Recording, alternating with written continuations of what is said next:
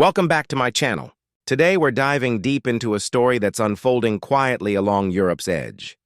But it could reshape the future of European security forever. Two nations, Finland and Poland, are doing something unusual, even strange, at their borders with Russia. At first glance, it looks like environmental work or border control.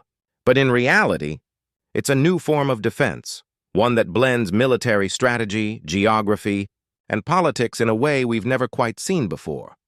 Since the start of the war in Ukraine, tensions between Russia and NATO have grown to levels not seen since the Cold War.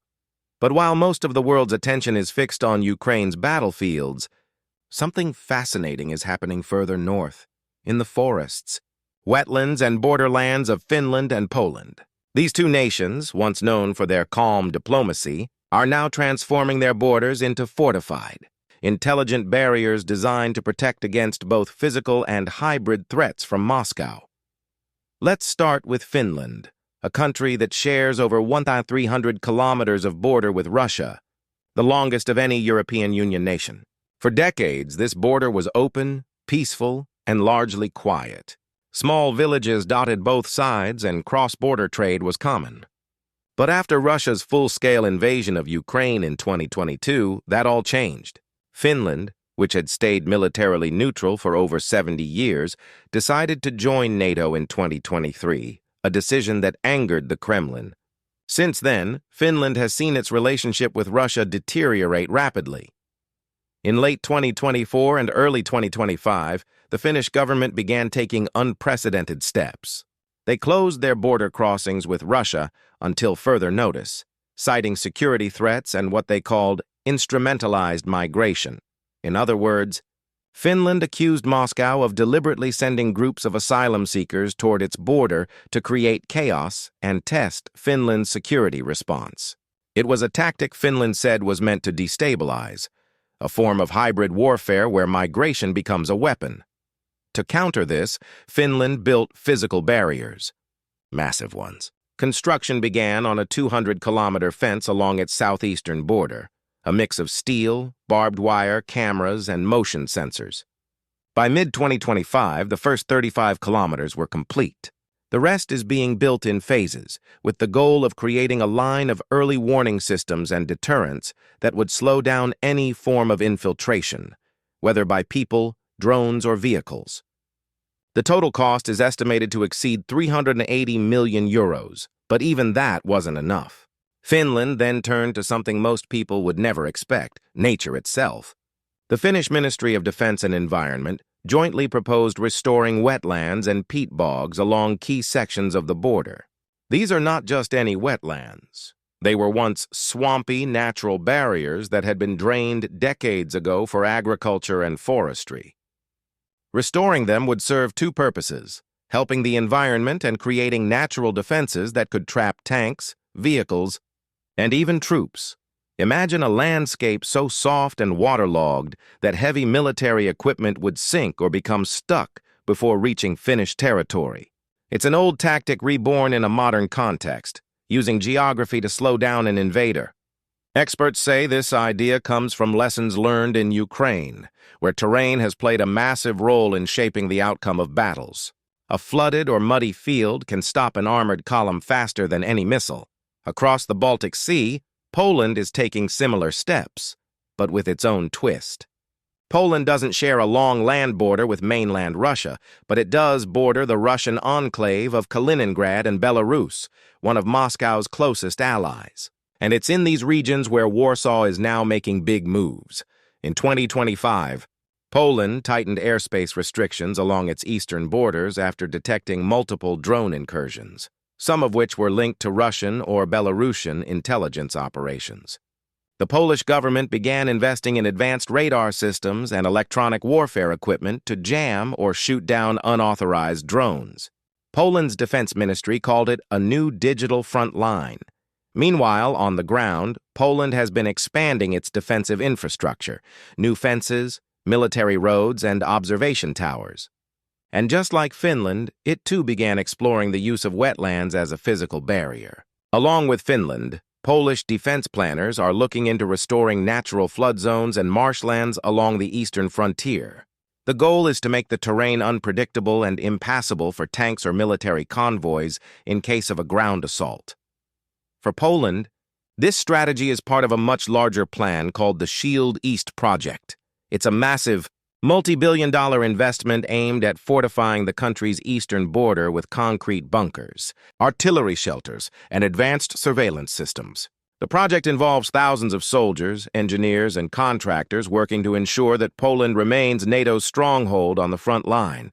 Now, you might be wondering, why all this effort? Why are Finland and Poland going so far beyond conventional defense? The answer lies in what's called hybrid warfare. Russia's approach to conflict doesn't always rely on direct attacks.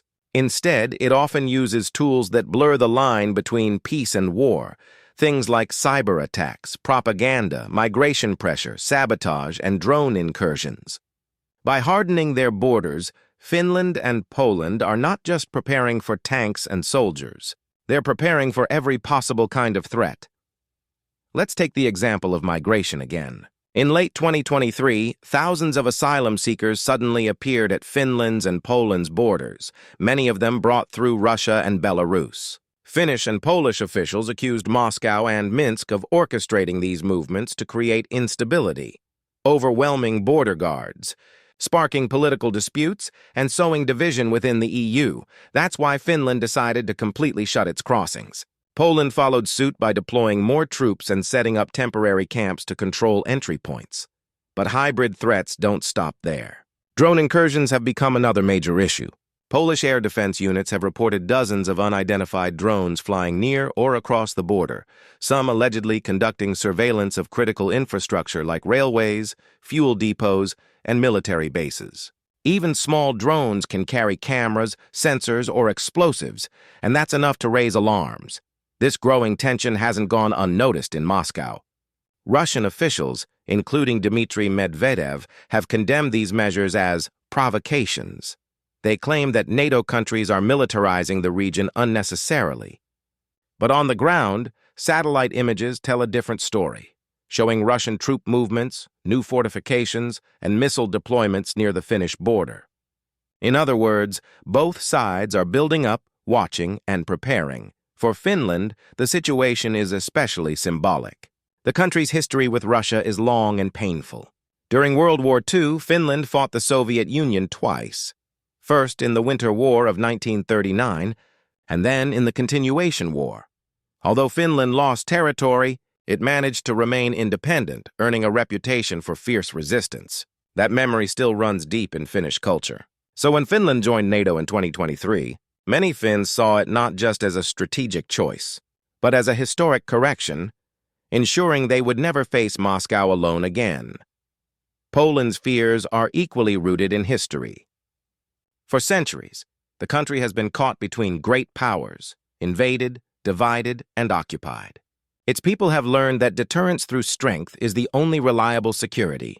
That's why Poland now spends over 4% of its GDP on defense, one of the highest ratios in NATO.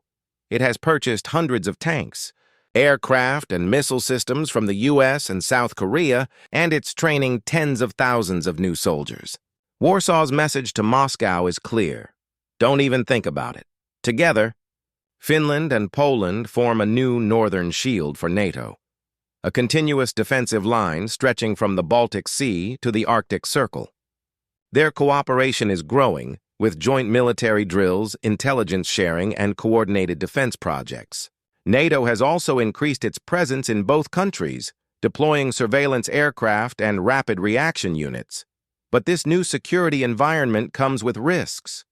Every new fence, drone, or radar system raises the chance of miscommunication. What happens if a Russian drone accidentally crosses the border? What if a border patrol mistakes a civilian vehicle for a military one? In this tense atmosphere, even a small misunderstanding could trigger a dangerous escalation.